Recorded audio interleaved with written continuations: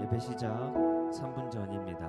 우리 예배를 위해서 이제 각자의 자리에서 기도하시면 좋겠습니다. 예배에서 기도하실 때에 경건한 마음으로 오늘 예배에 우리가 임할 수 있도록, 또한 예배 초대하신 주님께 감사하는 마음으로 우리가 기쁨으로 예배에 참여할 수 있게 해달라고 우리 다 같이 예배를 위해서 기도하겠습니다.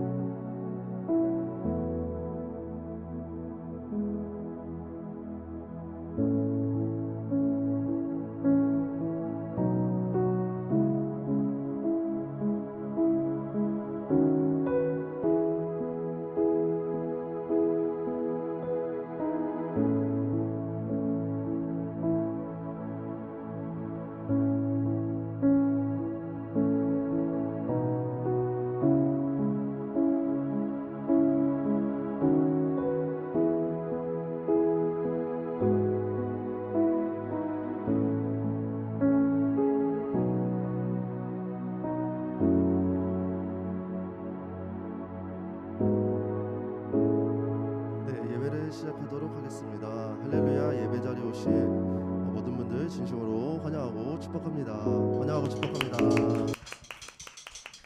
네, 여러분, 날씨가 많이 왔다 갔다 합니다. 네, 비도 왔다가 날씨도 막 미세먼지도 있다가 따뜻해가지고 막 이 환절기철에 건강 조심하시고, 우리 또 기쁜 마음으로 오늘 시간 또 이 자리 앞에 나와 왔길 기대합니다, 여러분. 그래서 오늘 찬양할 때 우리의 시선을 주님께 온전히 다 드리고 우리 주님이 하실 일을 기대하며 그런 나아가는 마음으로 같이 찬양에 임해 주셨으면 좋겠습니다. 우리 같이 사도신경으로 우리의 신앙을 고백하도록 하겠습니다.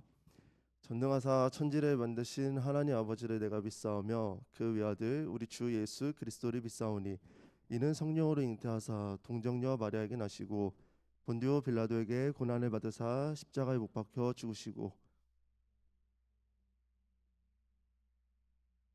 하늘에 오르사 전능하신 하나님 우편에 앉아 계시다가 저리로서 산자와 죽은 자를 심판하러 오시리라. 성령을 믿사오며 거룩한 공예와 성도가 서로 교통하는 것과 죄를 사하여 주시는 것과 몸이 다시 사는 것과 영원히 사는 것을 믿사옵나이다. 아멘. 우리 같이 자리에서 일어나서 주님의 마음 있는 곳 찬양하며 나아가도록 합시다.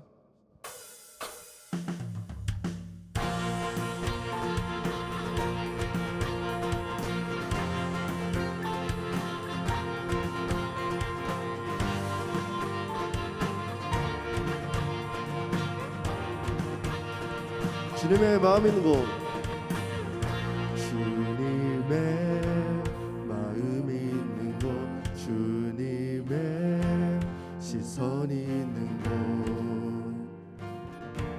내가 있길 원하네. 광야에 꽃을 피우시고 사막에 강물을 내시는 주의 놀라운 손길. 푸른 마르고 꽃은 시드나 푸른 마르고 꽃은 시드나 주의 말씀은 영원하네. 전능하신 주 전능하신 주 거룩하신 왕 주님의 말씀 이루시네.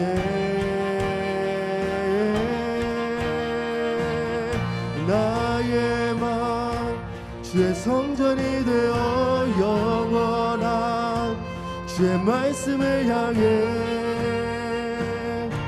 주의 마음 있는 곳으로 나의 삶 주의 말씀을 따라 이루실 주의 나라를 향해 주의 시선 있는 곳.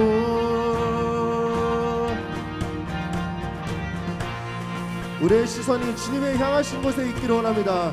우리 그런 마음들을 가지고 우리 계속해서 전심으로 고백하며 나아가도록 합시다.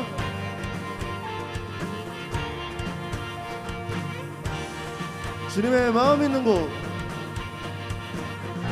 주님의 마음 있는 곳 주님의 시선 있는 곳 내가 있길 원하네. 푸른 마르고 푸른 마르고 꽃은 시드나 주의 말씀은 영원하네. 전능하신 주 전능하신 주 거룩하신 왕 주님의 말씀 이루시네. 나의 마음 주의 성전이 되어 영원한 주의 말씀을 향해 주의 마음 있는 곳으로 나의 삶 주의 말씀을 따라 이루실 주의 나라를 향해 우리 계속해서 고백합시다. 나의 마음 주의 성전이 되어 나의 마음 주의 성전이 되어 영원한 주의 말씀을 향해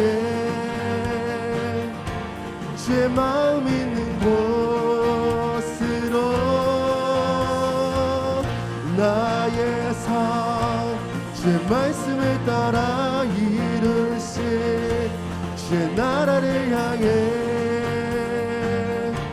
주의 시선 있는 곳 주님의 마음 있는 곳 주님의 마음 있는 곳 주님의 시선 있는 곳 내가 있길 원하네. 주님의 마음 있는 곳 주님의 시선 있는 곳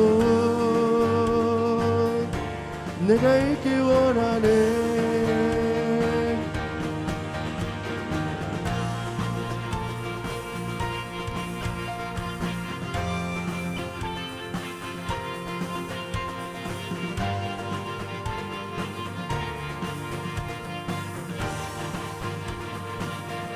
우리 찬양받기 합당하신 주님께 영광의 박수 올려드리기 원합니다. 할렐루야.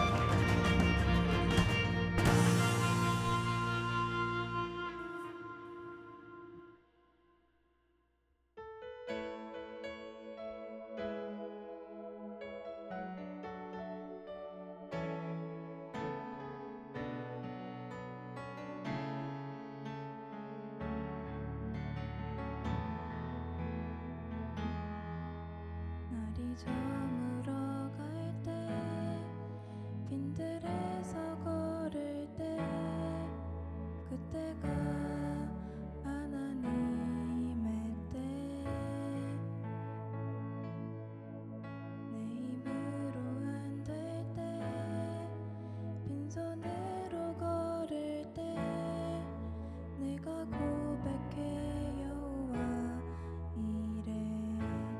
날이 저물어 갈 때, 날이 저물어 갈 때, 빈들에서 걸을 때, 그때가 하나님의 때, 내 힘으로 안 될 때, 빈손으로 걸을 때, 내가 고백해 여호와 이래. 주가 일하시네, 주가 일하시네, 주께 아끼지 않는 자에게. 주가 일하시네, 주가 일하시네, 신뢰하며 걷는 자에게. 우리 다시 한번 고백합시다.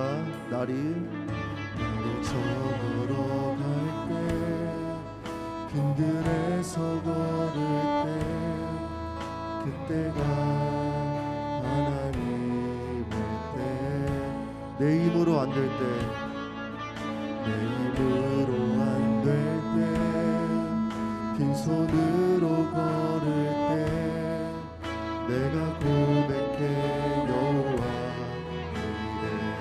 주가 일하시네, 주가 일하시네, 주가 일하시네, 주께 아끼지 않는 자에게. 주가 일하시네, 주가 일하시네, 신뢰하며 걷는 자. 주가 일하시네, 주가 일하시네, 주가 일하시네, 주께 아끼지 않는 자에게. 주가 일하시네, 주가 일하시네. 우리 계속해서 전심으로 고백하기 원합니다. 주가 일하시네, 주가 일하시네, 주가 일하시네, 주께 아끼지 않는 자에게. 주가 일하시네, 주가 일하시네. 우리 시간 마지막으로 한 번 더 우리 주님께 고백합시다. 주가 일하시네,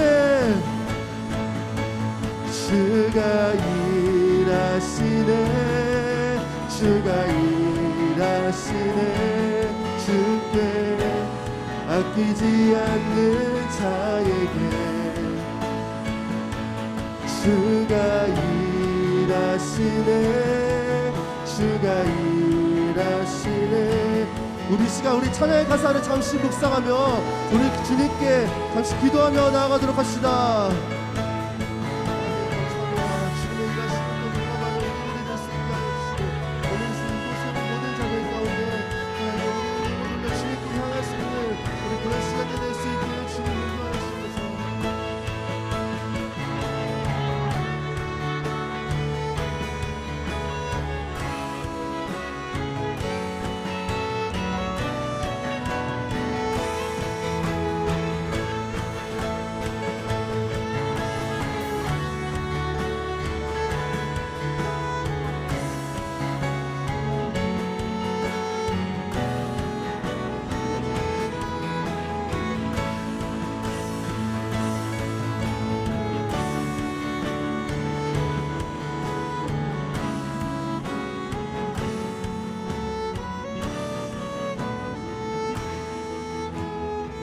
주가 일하시네, 주가 일하시네, 주가 일하시네, 주께 아끼지 않는 자에게.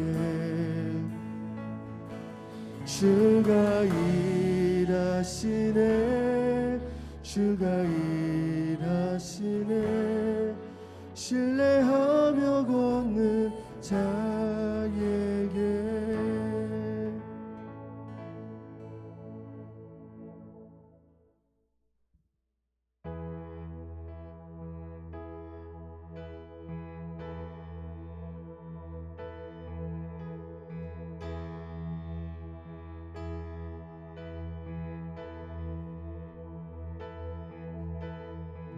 내게로부터 눈을 들어 주를 보기 시작할 때 주의 일을 보겠네 내 작은 마음 돌이키사 하늘에 꿈꾸게 하네 주님을 볼 때 모든 시선을 주님께 드리고 살아계신 하나님을 느낄 때 내 삶은 주의 역사가 되고 하나님이 일하기 시작하네 성령이 나를 변화시켜 성령이 나를 변화시켜 모든 두려움 사라질 때 주의 일을 보겠네 황폐한 땅 한가운데서 황폐한 땅 한가운데서 주님만 알게 되리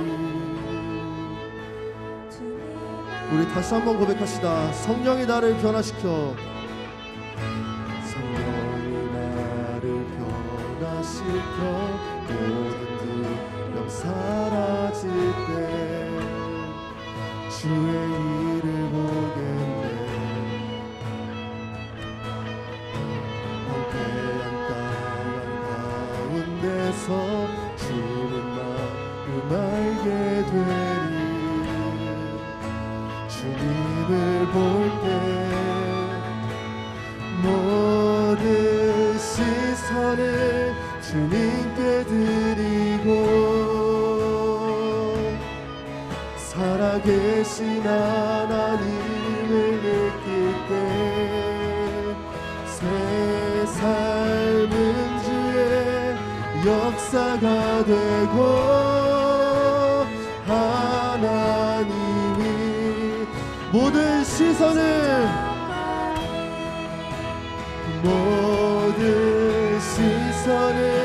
주님께 전능하신 하나님을 느낄 때 전능하신 하나님을 느낄 때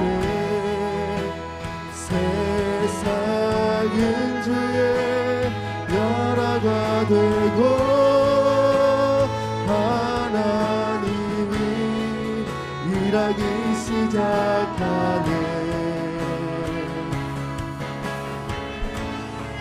우리의 시선이 주님께로 옮겨지길 원합니다. 그 주님께서 하시는 일들 우리가 바라보며 걸어나갈 수 있는 우리 예감 세대가 되길 원합니다. 여러분 이 찬양의 가사를 묵상하면서 우리 계속해서 주님께 간절히 나아가도록 합시다.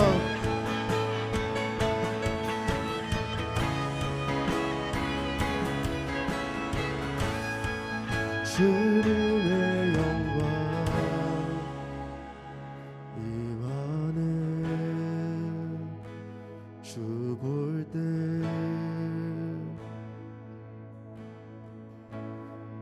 주님의 영광 임하네 주 볼 때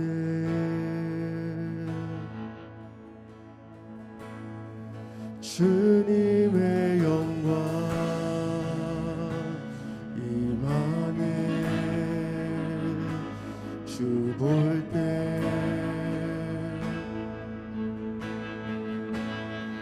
주님의 영광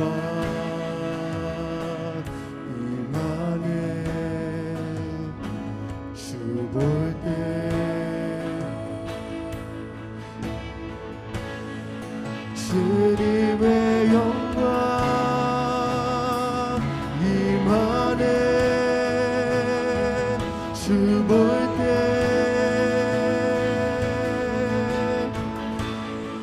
주님의 영광 임하네 주 볼 때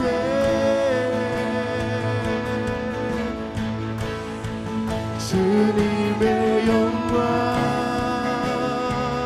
임하네 주 볼 때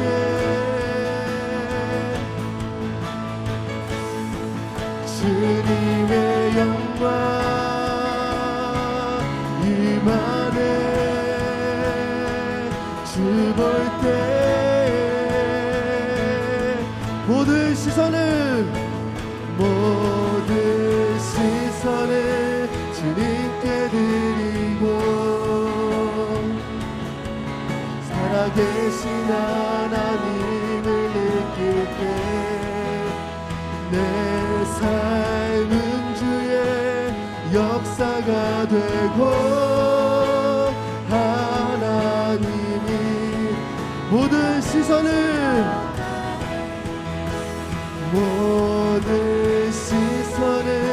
주님께 드리고 전능하신 하나님을 느낄 때 내 삶은 주의 나라가 되고 하나님이 일하기 시작하네 모든 시선을 주님께 드리고 살아계신 하나님을 느낄 때 내 삶은 주의 역사가 되고 하나님이 일하기 시작하네. 우리 시간 같이 기도하기 원합니다. 우리 찬양한 가사들을 기억하면서 우리 주님께 나아갔으면 좋겠습니다. 주님의 마음 있는 곳에 내가 있길 원합니다. 그 주님의 마음 있는 곳에 내가 있길 원하며 주님의 일을 또 바라볼 수 있게 하시고 또 주님의 일하심을 또 경험하고 또 바라볼 수 있는 우리들이 될 수 있게 인도하여 주시옵소서. 날마다 하늘의 꿈을 꾸게 하고 또 주님 모든 시선들을 다 주님께 드릴 수 있는 우리 예감세대가 될 수 있게 주님 인도하여 주옵소서. 우리 그런 마음들 가지고 잠시 기도하며 나아가도록 합시다. 같이 기도하겠습니다.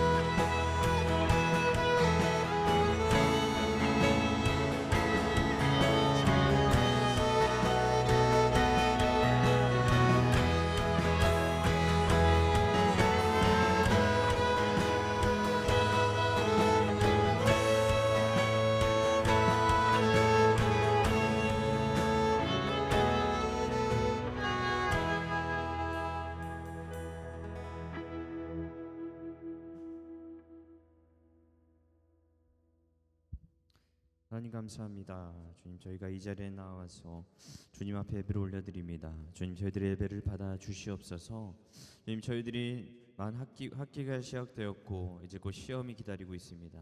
주님 많은 두려움과 많은 걱정들과 그로 인해서 주님을 섬기는 일에 어려움이 있습니다. 주님 저희들의 마음을 굳건히 붙잡아 주시고 어느 시험대에든지 내가 하나님을 붙들며 하나님께서 내게 계획하신 것을 믿으며 그것을 붙들고 나아가는 우리 예감 청소년부가 되기를 원합니다. 주님 도와주시옵소서. 또한 오늘 이 섬기는 모든 이들의 가운데서 이 예배가 풍성하여지기 원합니다. 주님 저희들을 통하여서 이 예배가 풍성하여지게 하시고 하나님께 영광이 되는 예배가 되게 하여 주시옵소서. 주님 아픈 이들이 있습니다. 주님께서 이 아픈 이들 잘 인도하셔서 아니면 나온 지체들에게 아니면 건강한 정신을 주시고 나오지 못한 이들에게 주님을 그 자리에서 예배할 수 있는 믿음을 주시옵소서. 오늘 예배 주님 앞에 맡겨드립니다. 예수님의 이름으로 기도드립니다. 아멘.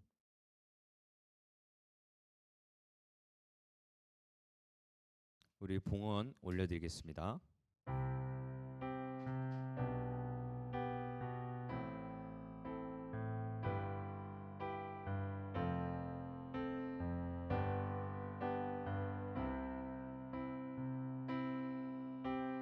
내게 있는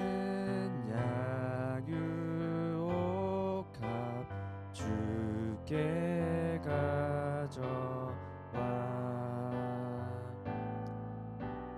그 발 위에 입 맞추고 깨뜨리니다.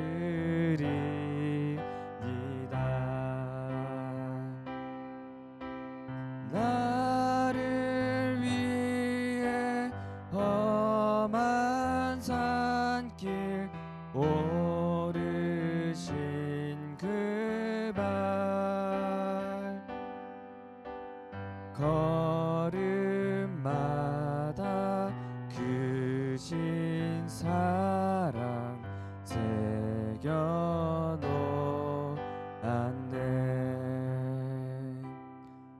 여러분, 현금을 가지고 기도합니다. 하나님 감사합니다. 주님, 저희들이 주님 앞에 올려드린 현금 가운데 주님, 저희들이 감사로 올려드리는 것이니 주님 기뻐 받아 주시옵소서. 하나님, 저희들의 삶이 모든 것이 다 주님의 것입니다. 이것이 나의 것이 아니라 모두 주님의 것입니다. 나의 일부를 주님께 떼어드리는 것 정도는 아무것도 아닌 그런 믿음을 가지게 하여 주시옵소서. 더 나아가 내가 나의 모든 것을 주님께 드리는 믿음의 고백과 행함을 할 수 있도록 주여 도와 주시옵소서. 오늘 예배 또한 주님께 올려드립니다. 나 자신을 주님 앞에 산 제물로서 올려드리니 주여 기뻐 받아 주시옵소서. 감사합니다. 예수님의 이름으로 기도드립니다. 아멘. 오늘 우리에게 주신 말씀 창세기 22장 1절에서 14절의 말씀입니다. 창세기 22장 1절에서 14절입니다.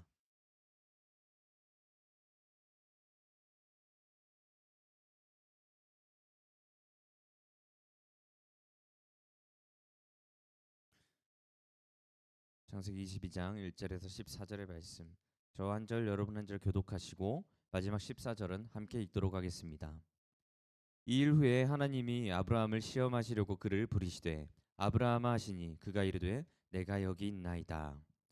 여호와께서 이르시되 내 아들 내 사랑하는 독자 이삭을 데리고 모리아 땅으로 가서 내가 내게 일러준 한 산 거기서 그를 번제로 드리라. 아브라함이 아침에 일찍이 일어나 나귀의 안장을 지우고 두 종과 그의 아들 이삭을 데리고 번제에 쓸 나무를 쪼개어 가지고 떠나 하나님이 자기에게 일러주신 곳으로 가더니 3일에 아브라함이 눈을 들어 그곳을 멀리 바라본지라. 이에 아브라함이 종들에게 이르되 너희는 나귀와 함께 여기서 기다리라. 내가 아이와 함께 저기 가서 예배하고 우리가 너희에게로 돌아오리라 하고 아브라함이 이에 번제나무를 가져다가 그의 아들 이삭에게 지우고 자기는 불과 칼을 손에 들고 두 사람이 동행하더니 이삭이 그 아버지 아브라함에게 말하여 이르되 내 아버지여 하니 그가 이르되 내 아들아 내가 여기 있노라. 이삭이 이르되 불과 나무는 있거니와 번제할 어린 양은 어디 있나이까. 아브라함이 이르되 내 아들아 번제할 어린 양은 하나님이 자기를 위하여 친히 준비하시리라 하고 두 사람이 함께 나아가서 하나님이 그에게 일러주신 곳에 이른지라. 이에 아브라함이 그곳에 제단을 쌓고 나무를 버려놓고 그의 아들 이삭을 결박하여 제단 나무 위에 놓고 내밀어 칼을 잡고 그 아들을 잡으려 하니 여호와의 사자가 하늘에서부터 그를 불러 이르시되 아브라함아 아브라함아 하시는지라. 아브라함이 이르되 내가 여기 있나이다 하매 사자가 이르시되 그 아이에게 내 손을 대지 말라. 그에게 아무 일도 하지 말라. 내가 내 아들 내 독자까지도 내게 아끼지 아니하였으니 내가 이제야 내 하나님을 경외하는 줄을 아노라. 아브라함이 눈을 들어 살펴본즉 한 순양이 뒤에 있는데 뿔이 수풀에 걸려 있는지라. 아브라함이 가서 그 순양을 가져다가 아들을 대신하여 번제로 드렸더라. 아브라함이 그 땅 이름을 여호와 이레라 하였으므로 오늘날까지 사람들이 이르기를 여호와의 산에서 준비되리라 하더라. 아멘.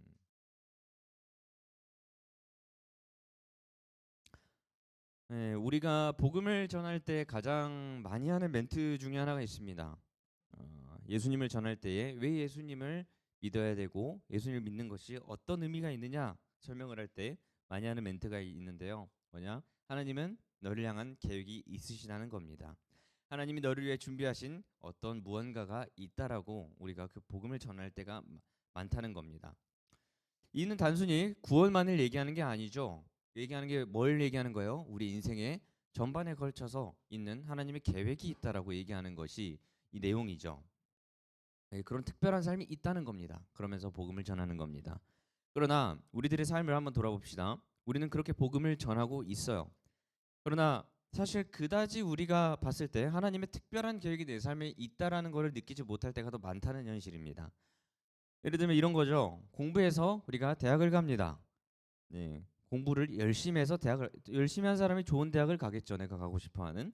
그리고 우리가 이제 그 플러팅을 열심히 해서 연애를 합니다. 그렇죠. 네, 가만히 있는다고 연애할 수 있는 거 아니에요. 물론 가만히 있어도 연애하는 부러운 사람들이 있긴 합니다. 근데 아무튼 대부분 우리가 느끼는 건 뭐냐? 그다지 하나님이 준비하셨다라는 느낌은 들지 않는다는 겁니다. 그런 걸 경험해요, 여러분이 그렇게? 저는 그다지 그 경험을 많이 못해요, 사실. 왜냐하면 예를 들면 제가 밥을 먹고 배가 부릅니다. 그 마음속에 밥 먹고 나서 주님의 은혜가 내 몸에 가득 차고 있다 하면 이런 느낌을 그다지 느끼면서 살진 않아요. 물론 기도하면서 감사하겠지만요.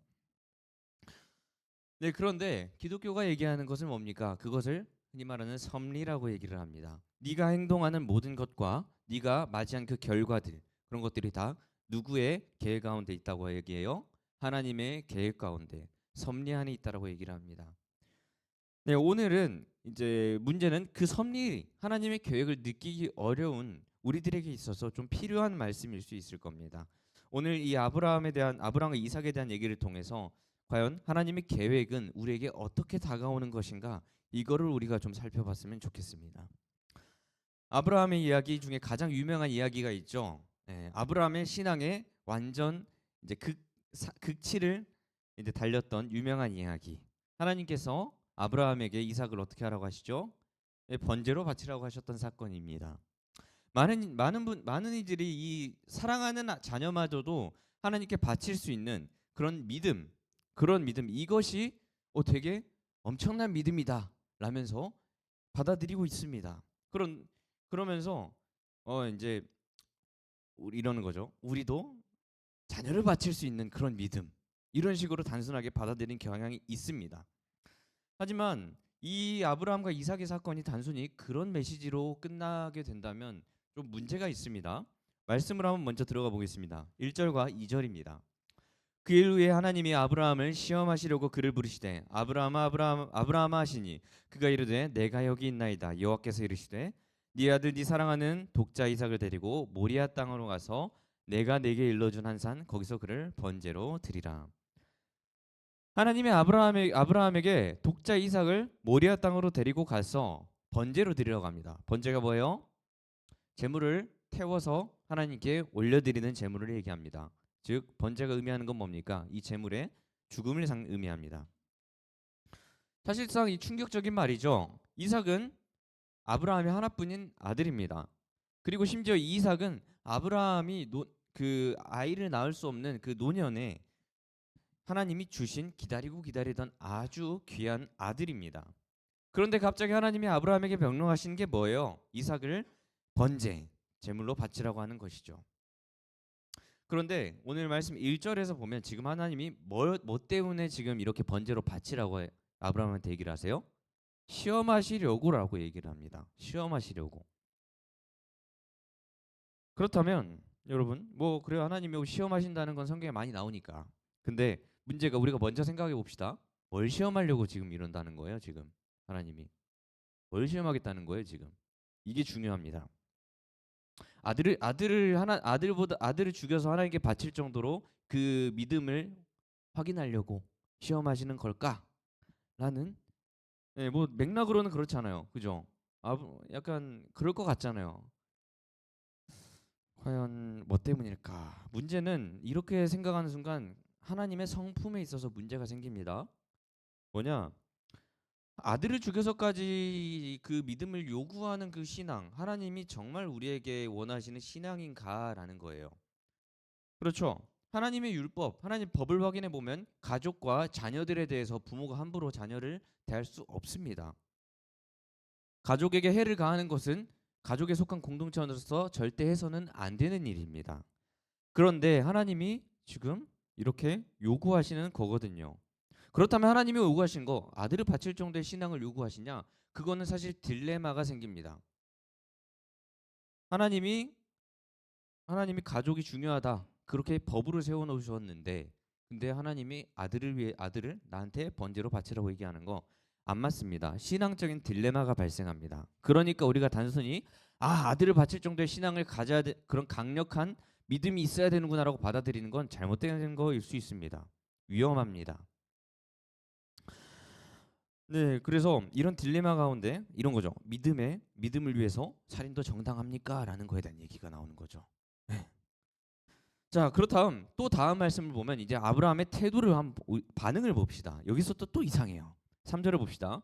아브라함이 아침에 일찍 일어나 나귀 안장을 지우고 두 종과 그의 아들 이삭을 데리고 번제에 쓸 나무를 쪼개어 가지고 떠나 하나님이 자기에게 일러주신 곳으로 가더니 봅시다. 아브라함이 지금 어떻게 행동하느냐? 아무런 반발도 항의도 불만도 없이 다음 날 되자마자 바로 떠날 채비를 합니다. 그리고 모리아산으로 이동합니다.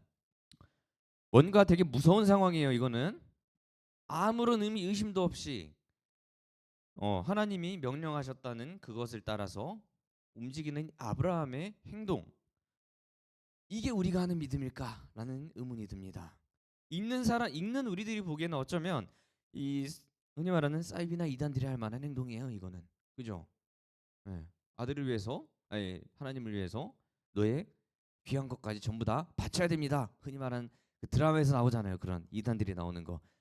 아, 하나님을 위해서 모든 것을 바칠 수 있어야 됩니다. 그러니까 당신이 가진 것들을 전부 내놓으세요라고 하면서 이단들이 사이비들이 그렇게 해버리잖아요. 여러분한테 물어볼게요. 그래요. 근데 성경에선 그렇게 나와 있잖아요. 여러분 제사를 위해서 아들을 바치라고 하는 요구 어떻게 받아들일 거예요, 여러분은? 성경은 분명 이 사건을 기록하는데 여러분 아직 부모가 아니잖아요. 부모님이 여러분을 하나님께 바치겠다라고 얘기를 합니다. 여러분이 볼 때 이것을 어떻게 받아들일 건가요? 그래요. 뭐 죽겠습니다 하면서 가겠습니까? 아니면은 일단 엄마 아빠가 미쳤구나라고 이렇게 받아들이겠습니까? 아무튼 이 상황이 온다는 건 쉽지가 않다는 겁니다. 우리가 우리 현 신앙생활에서 이거를 받아들일 수 있는 일 아니라는 거예요. 그렇다면 중요한 건 이거죠. 왜 이걸 기록했느냐라는 거예요, 이제. 자, 이제 결말부터 보고 갑시다. 우리가 12절에서 하나님께서 자, 그리고 이제 9절에서 10절에 어떻게 하냐면 아브라함이 진짜 죽이려고 해요. 이삭을 제물로 바치려고 합니다. 그때 12절에서 하나님이 이렇게 반응하십니다. 12절입니다. 사자가 이르시되 그 아이에게 내 손을 대지 말라 그에게 아무 일도 하지 말라 내가 내 아들 내 독자까지도 내게 아끼지 아니하였으니 내가 이제야 내 하나님을 경외한 줄 아노라. 하나님 말씀하시죠. 손 대지 마라. 내 아들까지 내게 아끼지 아니하였으니 이제 네가 나를 경외한 줄 알겠다라고 하십니다. 그러면서 하나님은 어떻게 하시냐? 이제 순양을 하나 준비하셔서 이삭 대신해서 제사를 드리게 하십니다. 자, 이것만 봅시다. 이제 우리는 믿음을 테스트하신 게 맞구나. 아들까지 바치는 신앙 그것을 하나님 확인하고 싶으셨구나. 라고 이제 또 생각하게 될 겁니다. 여러분 맞아요. 어느 정도 하나님보다 우선이 될 수는 없습니다. 그 어느 것도 우리의 신앙은. 그러나 여전히 우리의 이 말씀을 통한 고민은 해결되지 않습니다. 하나님은 매우 잔인하게 그려집니다. 이렇게 되면. 뭐냐? 그런 시험을 준다는 것 자체가 일단 문제가 있습니다. 봤을 때. 우리가 봤을 땐 그래요.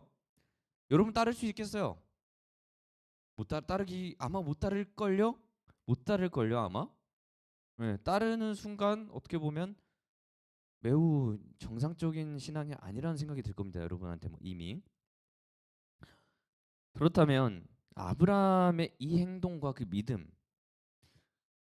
그저 근거 없는 단지 하나님이 최고니까 내 아들을 드려야 됩니다. 이런 단순한 신앙적인 논리에서 나왔느냐는 거예요. 성경은 우리에게 그 믿음을 본받으라고 하는 것인가? 우리가 그거를 이제 밝혀야 됩니다. 이제 우리는 이 여기에 답하기 위해서 이 디테일한 오늘 말씀의 이 디테일한 단서들을 보면서 우리가 살펴볼 겁니다.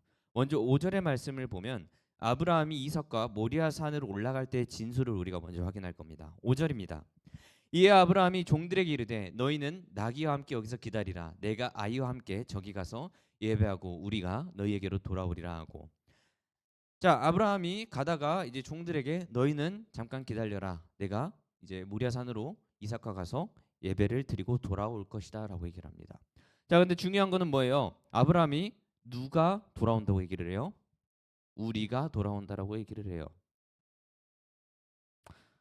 이것은 아브라함이 이삭과 같이 돌아올 것이라는 것을 암시하고 있습니다. 이게 무슨 소리냐? 여러분, 아브라함은 이삭을 제물로 바쳐야 되니까 누구만 돌아와야 돼요. 제사가 끝나고 원래 아브라함만 돌아와야겠죠. 왜냐하면 이삭은 하나님께 제물로 드려야 돼요, 상황이. 근데 아브라함이 뭐라 얘기해요? 지금 우리가 돌아올 것이다라고 얘기를 해요.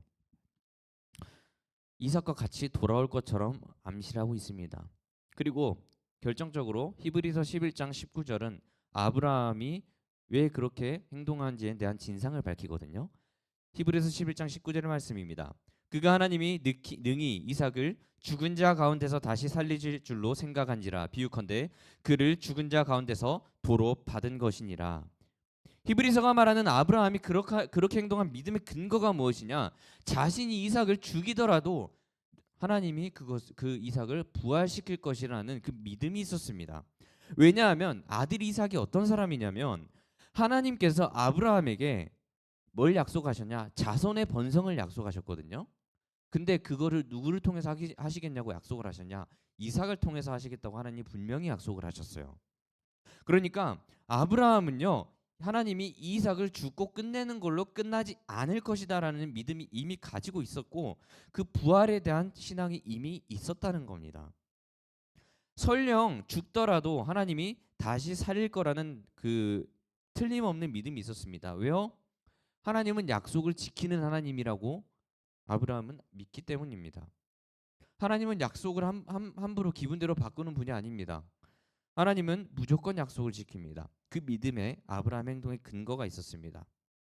물론 누군가는 아브라함이 이삭을 속이려고 우리가 너희에게 돌아오리라 이렇게 얘기를 했다 그렇게 말 수 있겠지만 또 재밌는 점은 이삭이 그거를 몰랐던 것도 아닌 것 같습니다. 9절과 10절의 말씀을 우리가 한번 읽어볼 텐데요. 제가 읽겠습니다. 하나님이 그에게 일러주신 곳에 이른지라 이에 아브라함이 그곳에 제단을 쌓고 나무를 버려놓고 그의 아들 이삭을 결박하여 제단 나무에 놓고 손을 내밀어 칼을 잡고 그 아들을 잡으려 하니. 여기서 이삭을 이제 뭐라 얘기냐 아이라고 이제 얘기를 했어요. 아이라고 얘기를 했었는데 자 문제는 이 아이라고 했을 때 우리가 아이라고 하면 이제 성경에서 우리 말로는 어린이 정도 해봐요. 여러분은 아이라고 보기엔 좀 그렇고 어린이 정도. 자, 근데 성경에서 아이라는 이 번역은 사실 어린 아이를 얘기하는 게 아니고 젊은 청년을 이야기합니다. 젊은 청년, 건장한 젊은 청년을 얘기하는데 여러분 아브라함의 이때 나이가 100세가 넘어요. 노인이에요, 노인. 그런데 이 노인이 건장한 아들 이삭의 몸을 묶고 칼로 잡으려고 합니다. 자, 이삭이 반항하고 거부한다고 하면 어떻게 했겠어요? 분명히 아버지를 제압하고 도망가거나 아니면 되려 아버지를 해치워 버렸겠죠. 노인의 힘으로 이 젊은 청년의 힘을 이겨낼 수가 없습니다. 그럼에도 불구하고 지금 이삭의 반응이 있어요, 없어요? 없어요. 없어요. 아버지가 이미 묶는 것부터 대충 눈치를 깠을 거예요. 지금 그 장작을 가져왔고 나를 묶고 있고 그 장작에 나를 눕혔는데 나를 불에 태우진 않겠지 이렇게 생각이 들진 않을 거예요. 바로 일어나겠죠. 근데도 뭐 하고 있어요? 지금 가만히 있었다는 겁니다. 이삭이 자신이 제물로 드려진다는 것을 모르지 않았다는 거예요. 알고 있었어요. 그래서 가만히 있었다는 겁니다. 즉 이 사건, 아브라함이 이렇게 움직였고 이렇게 번제로 드려지는 사건은 아브라함과 이삭의 암묵적인 동의가 있는 상태에서 진행되는 사건이라는 걸 우리가 봐야 됩니다.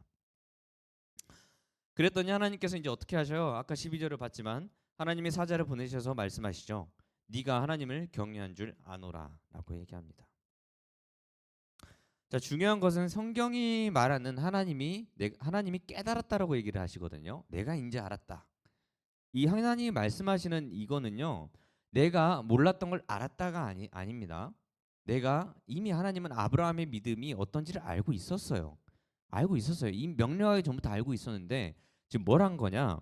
하나님은 그 사건을 통해서 그냥 칭찬하신 겁니다. 그 믿음을. 너의 그렇게 행동한 믿음이 참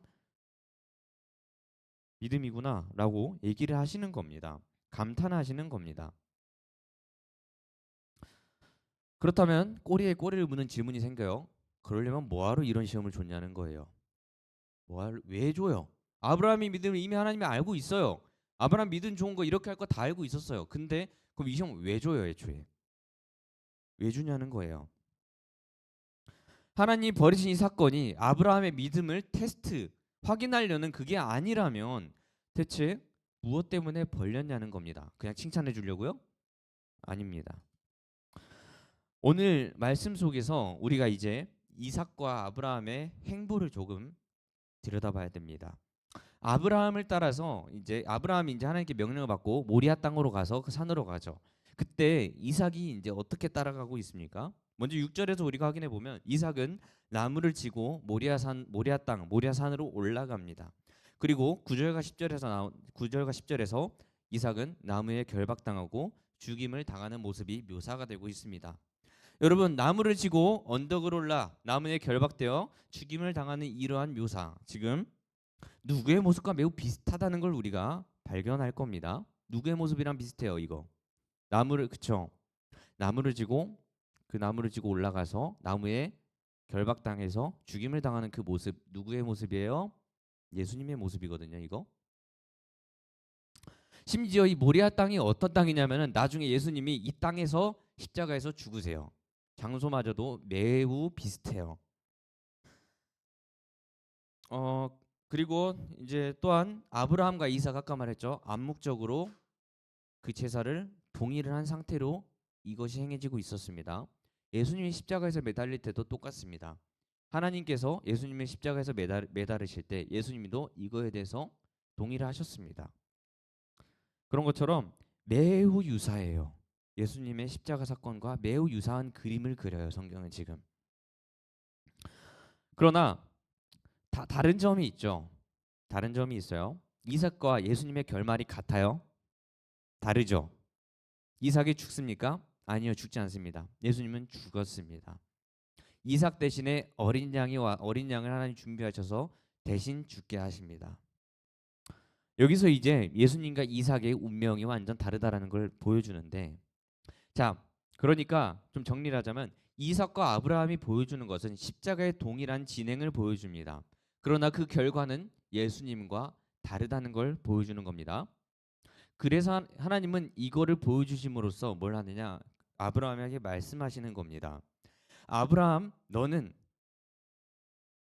아들을 죽임으로써 나를 예배할 수 없다라는 겁니다. 제사를 드릴 수 없다는 겁니다. 이게 무슨 소리냐? 왜냐하면 내가 준비한 양이 있기 때문이라는 겁니다. 내가 준비한 양.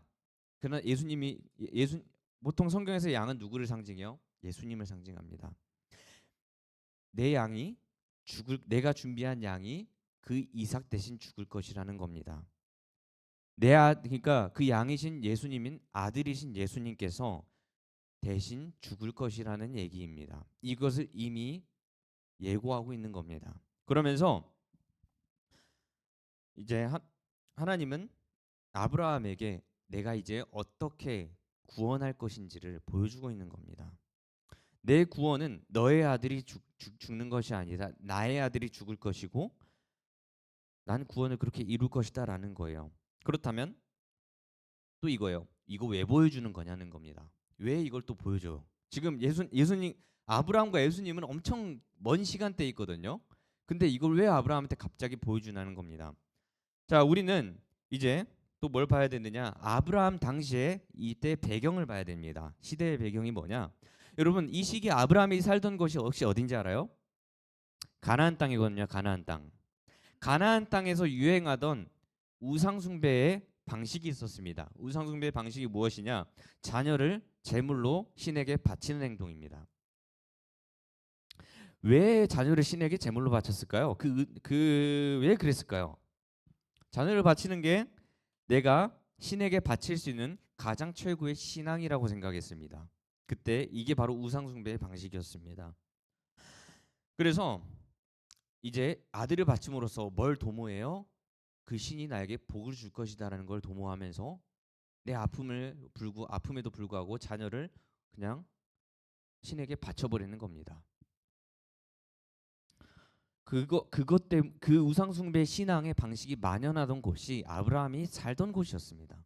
그러니까 하나님은 아브라함에게 보여주는 겁니다. 하나님을 섬기는 방식은 우상 숭배랑 같지 않다는 겁니다. 우상 숭배하듯이 사실 내가 아들을 바치겠다라고 하는 것은 인간의 엄청난 노력입니다. 내가 그만큼의 신앙을 신에게 보여주겠다라는 얘기거든요. 그런데 그게 그 인간의 노력이 극단적으로 달렸을 때 생기는 문제가 바로 이 비윤리적인 신앙의 방식입니다. 그 욕심으로 이제 그 결과 아들을 죽이는 신앙의 행위가 발생한 것입니다.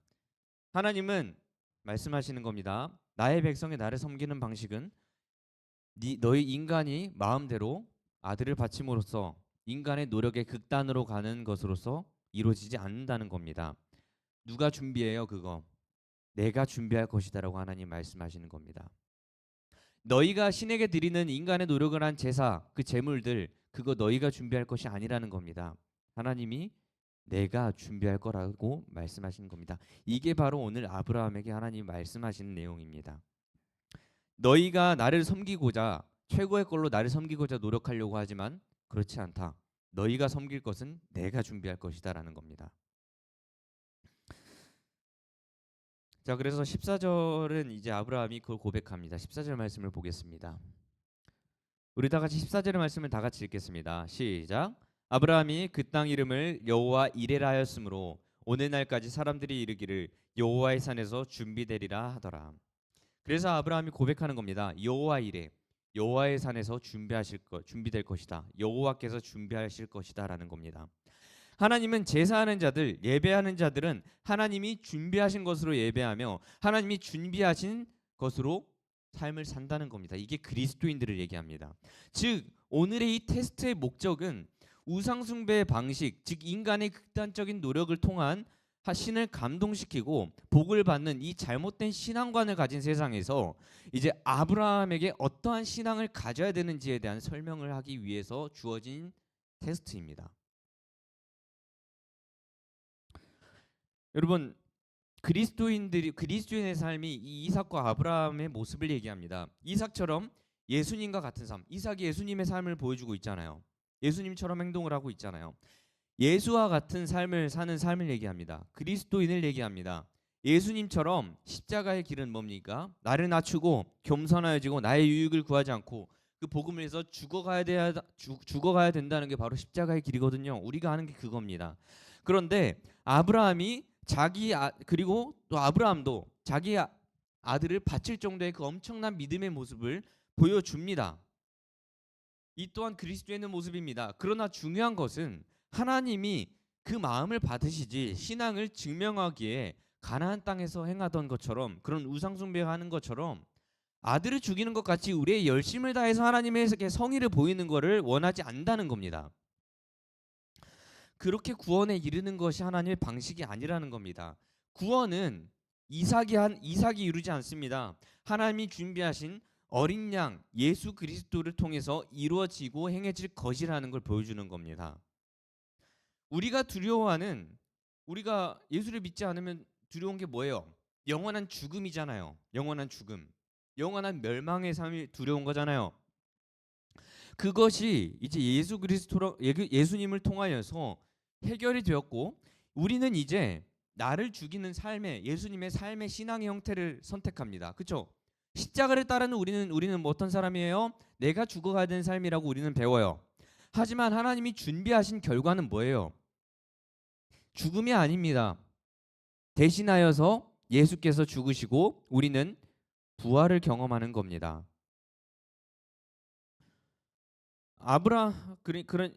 그런 거잖아요. 아브라함이 이삭을 이미 죽이려고 했을 때부터 이삭은 죽은 목숨입니다. 그러나 하나님은 어린 양을 준비하심으로써 그 이삭이 다시 살아나게 만드신 겁니다. 우리가 경험하는 게 그거라는 거예요.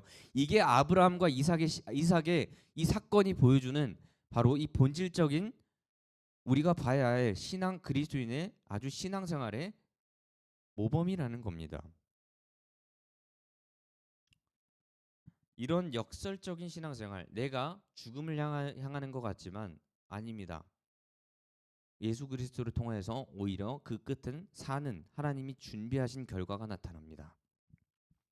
여러분, 우리가 왜 그리스도인으로 못 사냐면 우리가 듣는 것은 매우 복음을 위해서 죽어야 된다는 얘기죠. 그렇죠? 복음을 위해서 죽어야 된다는 말 그 누가 부정할 수 없습니다. 그러나 그것을 받아들이지 못하는 이유는 그 복음을 위해서 죽어가는 그 삶이 끝이 그냥 거기서 끝날 거라는 두려움이 있기 때문입니다. 하나님이 준비하신 대로 흘러가지 않는다라고 생각하기 때문입니다. 내가 지금 죽어가면 그 결과도 죽어버릴까 봐 그러는 겁니다. 그게 두려워서 나는 복음을 따라 못 살겠다는 겁니다. 그러니까 자꾸 극단적으로 노력을 해서 미래를 준비하려고 하는 겁니다. 신앙생활 내버리고 내 노력으로 멋진 미래 기대합니다. 우리가 그럴 때 많죠. 그런 모습들. 누구도 벗어날 수 없습니다. 네, 곧 시험이잖아요.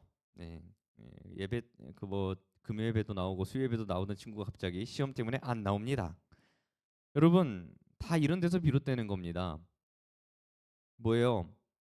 하나님을 예배하는 삶이 나를 완전히 그 미래에 책임져 줄 수도 있다라는 그 가능성을 염두에 두고 행동하기도 하는 겁니다. 물론 모두가 무조건 그렇다는 건 아니지만 그럴 마음이 있을 수 있다는 거예요. 여러분, 아브라함과 이삭이 그것을 알기 때문에 그냥 한 겁니다. 분명 하나님 명령하신 건 죽음을 향하는 삶이었습니다. 하나님 명령하신 게 그거였어요. 죽음을 향한 제사였습니다. 그러나 아브라함과 이삭이 알고 있던 건 어떤 것이냐? 그 죽음이 끝이 아니라는 걸 알았다는 겁니다. 그걸 알고 있었기 때문에 우리가 겉으로 봤을 때는 이 엽기적이고 이 잔인해 보이는 이러한 하나님의 명령에 일단 순종하고 나아간 겁니다. 왜요? 하나님이 그거 가지고 끝낼 뿐이 아니라는 걸 잘 알고 있었다는 겁니다. 그래서 여러분, 열심히 공부하고 살아내고 고생하는 거 분명 우린 필요합니다. 열심히 사셔야 합니다. 그러나 그것은 내가 노력해서 하나님께 의로운 모습을 보이려는 게 아니라요. 하나님이 준비하신 것을 향한 나의 순종의 행동입니다. 결과는 하나님의 주권에 달려 있습니다. 물론 그런 사람들 있죠. 내가 열심히 해서 좋은 결과를 얻고 싶다고 하는데 하나님이 왜 그러시냐 싶어요. 왜 하나님이 준비하신 결과가 있냐는 거예요. 내가 원하는 거 어디 갔냐는 거예요. 하나님 그것도 안 들으시냐는 거예요. 내가 노력해서 이루고 싶은 게 있잖아요. 그렇죠? 하나님이 원하시진 않는데 내가 노력해서라도 좀 이루고 싶어하는 것들이 우리 마음 가운데 언제나 존재한다는 거예요. 그런데 여러분, 하나님이 준비하신 것보다 내 능력으로 더 선한 일을 이룰 자신은 있어요? 하나님이 준비하신 것보다 더 나은 거를 내가 이룰 수 있는 확신을 가지고 있냐는 거예요. 네, 성경은 하나님이 준비하신 확실한 은혜가 있고 우리를 위한 것, 우리에게 선한 것이 있다라고 얘기를 하고 있어요. 그런데 굳이 내 힘으로 고생해서 그 불확실한 미래를 향해서 내가 나아가겠냐는 거예요. 내가 지금 이렇게 고생해서 그리스도인으로 충성되게 사는 모습은 지금 고생해서 나중에 좋은 결과를 위한 것이 아니라 하나님이 내게 이미 좋은 것을, 선한 것을 준비하신 것을 알기 때문에 내가 그 죽어가라는 그 복음의 명령을 따라 사는 겁니다. 우리는 그 상황이 좋아 보여서가 아니에요. 이미 준비하신 게 뭔지를 알기 때문에 예수님이 십자가의 길을 걸어가라는 그걸 우리가 따르는 것뿐입니다. 그 끝에 우리에게 선한 것이 있다는 걸 알기 때문입니다. 그래서 우리가 그 제자된 삶을 받아들이는 겁니다. 하나님이 아브라함과 이삭에게 명령하신 것은 내가 죽는 삶으로 보였지만 그 끝에 발견한 게 뭐예요? 하나님의 어린 양 예수 그리스도였고요. 여호와 일에 준비하시는 하나님이었다는 겁니다. 내가 죽음을 향해 나아가는 것을 선택하고 따르는 것 같았지만 주님이 우리에게 약속하시고 준비하신 대로 흘러간다는 것을 발견하고 알기 때문에 이들이 받아들인 겁니다. 그것이 우리의 믿음이 돼야 된다는 겁니다. 이제 그 독립운동가이자 목사였던 주기철 목사님의 마지막 설교의 대목을 보고 우리가 이제 좀 말씀을 마치도록 하겠습니다. 이러거든요. 자, 제가 읽어볼까요? 처음에 우리가 십자가를 지지만 나중에는 주님의 십자가가 우리를 지어줍니다. 십자가, 내 주의 십자가만을 바라보고 나아갑시다라고 이렇게 유언의 설교를 하셨습니다. 여러분 이게 무슨 의미냐? 여러분 십자가의 길을 나아갈 때에 그 십자가의 길, 그 좁은 길, 그 고통스럽고 고난의 길, 그 길로 나아갈 때 처음에는 우리가 선택하는 것 같습니다. 내가 이 길을 가기로 선택하기로 하였고 내 힘으로 지금 이 힘든 고난의 길을 가는 것 같아 보이지만 어느샌가 우리가 발견하는 것 뭐냐? 하나님이 이 길을 준비하셨고 내게 이 길을 걸어가게 하신다라는 그 사실을 발견하게 된다는 겁니다. 그러니까 내가 가려고 하는 것 같아 보였지만 그게 아니었다는 겁니다. 주님이 이끄시는 길이었다는 거예요. 처음부터 끝까지. 이게 아브라함과 이삭이 가졌던 신앙이거든요. 처음에 그냥 내 힘든 결정으로 가는 것 같아 보이기도 하지만 사실은 아닙니다. 주님이 준비하신 그 길을 따라가는 겁니다. 내 힘으로 하는 것 같았는데 돌아보고 나니 하나님의 준비하심이 있었다는 겁니다. 그걸 지금 얘기하는 겁니다. 처음에는 우리가 십자가를 지지만 나중에는 주님의 십자가가 우리를 지고 가는 것을 보게 된다는 겁니다. 말씀을 마무리합니다. 앞으로도 우리의 미래는 두려울 겁니다. 여러분이 이미 예수를 믿고 그 길을 따라간다고 결정했을 때부터 여러분의 세상 속에서 고난을 받을 게 분명하고 평탄하지 않을 게 분명합니다. 하지만 여러분의 길은 지금 이 순간도 하나님이 준비하신 삶이며 앞으로 살아갈 삶도 하나님이 준비하신 삶입니다. 여러분이 열심히 준비해서 평탄한 삶을 누릴 수 있는 길이 아니라는 겁니다. 우리가 할 수 있는 건 아브라함과 이삭처럼 일단 믿음으로 따라가는 겁니다. 뻔히 보여요. 저 고통의 길이라는 거. 그럴 때 있을 거예요. 그래도 그냥 가는 겁니다. 내 신앙의 양심에 따라서 그냥 가는 겁니다. 그렇게 아브라함처럼 믿음의 선택을 하고 가다 보니 주님이 준비하신 것을 발견하는 겁니다. 그리스도인의 삶이 그런 겁니다. 여호와 이래 내 인생 하나님이 준비하실 것이다. 내가 이 살아가는 이 고난의 인생 하나님 준비하신 것이고 그 끝에 맞게 되는 건 뭐예요? 하나님이 준비하신 것을 맞게 되는 겁니다. 이것이 바로 오늘 우리가 배워야 할, 본받아야 할 아브라함과 이삭의 믿음인 겁니다. 그것을 우리가 꼭 기억했으면 좋겠습니다. 자녀를 죽일 정도의 강한 믿음 그 얘기가 아닙니다. 하나님이 누구인지를 내가 알기 때문에 고난의 길을 내게 허락하셨고 준비하셨음에도 불구하고 내가 그 길을 가는 겁니다. 그리고 기대하는 건 뭡니까? 하나님이 준비하신 나의 인생입니다. 그리고 구원입니다. 이것이 바로 우리가 배워야 될 믿음이라는 것을 기억하시기 바랍니다. 기도하겠습니다. 하나님 감사합니다. 주님, 저희들이 아브라함과 이삭의 믿음을 보았습니다. 주님, 나의 힘으로 하나님을 섬기지 못합니다. 나의 힘으로 하나님이 원하신 예배자의 삶을 살아갈 수 없습니다. 주님이 준비하신 삶임을 내가 기억하겠습니다. 나의 삶은 주님이 준비하신 것으로부터 시작되어 주님이 준비하신 것로부터 그 결과를 맞게 됩니다. 하나님, 나를 향한 하나님의 선하신 계획을 믿고 내가 이 삶을 살아갈 수 있게 하여 주시옵소서. 내 힘으로 하는 것이 아닌 오직 하나님이 내게 주신 그 상황 가운데 내가 순종함으로 그저 그 길을 묵묵히 걸어가는 그런 주의 백성이 되게 하여 주시옵소서. 감사합니다. 예수님의 이름으로 기도드립니다. 아멘. 주기도문으로 일부순서를 마칩니다. 하늘에 계신 우리 아버지여, 이름이 거룩히 여김을 받으시오며 나라가 임하시오며 뜻이 하늘에서 이루어진 것 같이 땅에서도 이루어지이다. 오늘 우리에게 일용할 양식을 주셨고 우리 죄가 우리에게 죄 지은 자를 사하여 준 것 같이 우리 죄를 사하여 주옵시고 우리를 시험에 들게 하지 마옵시고 다만 악에서 구하시옵소서. 나라와 권세와 영광이 아버지께 영원히 있사옵나이다. 아멘. 네. 광고입니다. 네, 광고 요정 나와주세요. 광고하겠습니다. 첫 번째, 창조과학회 특강. 주제 창세기 대홍수는 사실이다. 일시 4월 19일 주일 오후 3시. 장소 청소년부실입니다. 두 번째, 5월 6월 호 매일 성경 신청 받습니다. 카톡을 통해서 신청 받겠습니다. 가격 3,000원입니다. 네, 감사하고요. 자, 이제 좀 중요한 안내이기 때문에 제가 좀 대신 마이크를 받았습니다. 이번 여름 수련회가 이제 어떻게 진행될 것 같으냐? 아마 연합 캠프를 이제 연합 캠프를 참석하는 방식으로 진행이 될 것 같습니다.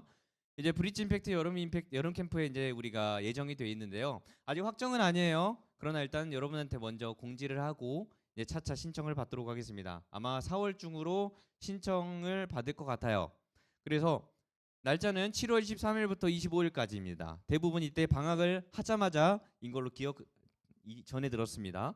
그래서 목, 금, 토 이렇게 갈 거고요. 연세대 미래 캠퍼스로 우리가 교회에서 버스를 타고 이동할 예정입니다. 그런데 이제 조금은 이제 부담이 되긴 해요. 등록비가 약 10만 원 정도가 됩니다. 이유는 어쩔 수 없어요. 연합 캠프가 좀 가격이 비싸지만 그래도 되게 많은 좋은 퀄리티와 이런 이제 또 강사분들이 준비가 되어 있고 또 즐거운 시간이 준비되어 있기 때문에 한 번쯤은 가보는 거 좋습니다. 그래서 혹시나 등록비를 더 싸게 할 수 있는지는 어쩐지 좀 고민해 볼게요. 중요한 건 이제 브린지팩트 여름수련회 이번에 강사 라인업이랑 다 확인해 봤는데 좋더라고요. 제가 그거 올려드릴게요. 링크를. 브릿지임팩트 안내사항은 신청은 저희들끼리 모아서 할 거니까 신청은 하지 마시고 아무튼 공유해 드릴 테니 자, 여름 캠프, 여름 수련회 여기서 우리가 또 즐거운 시간을 보내기를 소망합니다. 네, 그다음 광고 부탁드립니다. 자, 좀 이거 중요한데 여러분 조금 낯설어요. 낯설 수는 있는데 자, 4월 26일에 교회 임직자 선거가 있거든요. 근데 중요한 거는 세례교인 청소년도 여기에 해당합니다. 투표권을 가지고 있습니다. 그러니까 지금 이제 입교한 친구들 그리고 세례 받은 친구들 유아 세례 말고요. 유아 세례 말고 입교와 세례를 받은 친구들은요.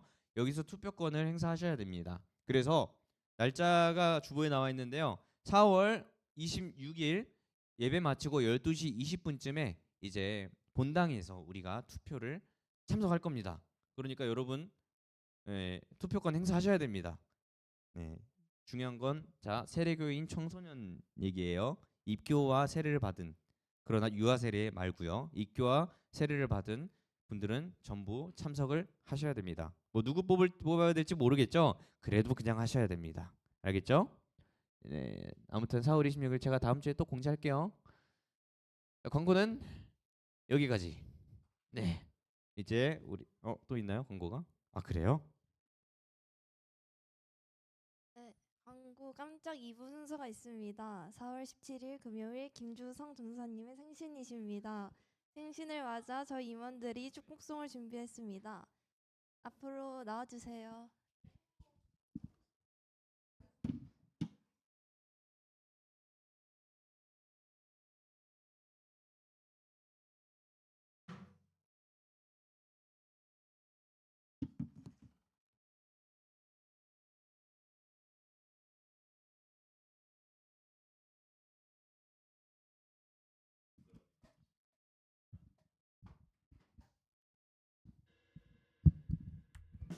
네, 또 이제 제가 노래를 부르게 됐습니다. 전사님의 생신을 맞아서 저희가 이제 간단한 이제 특송이랑 케이크를 준비했습니다.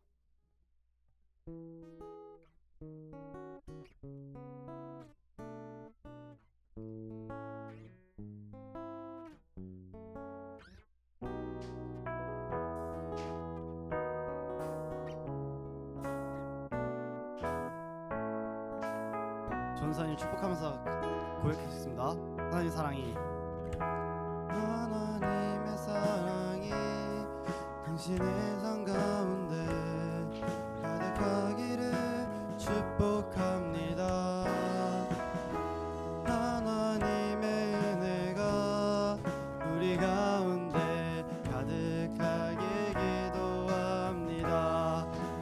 하나님의 사랑이 하나님의 사랑이 당신의 삶 가운데 가득하기를 축복합니다. 하나님의 은혜가 우리 가운데 가득하길 기도합니다.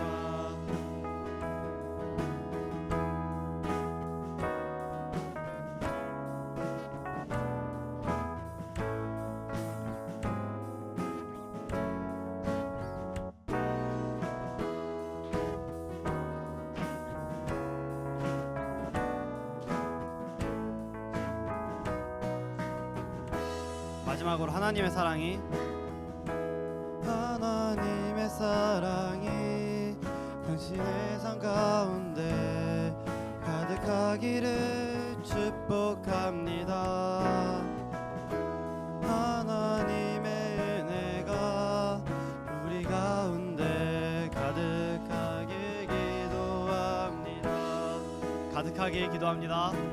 가득하게 기도합니다. 가득하게 기도합니다. 둘, 셋. 전사님 생신 축하드립니다.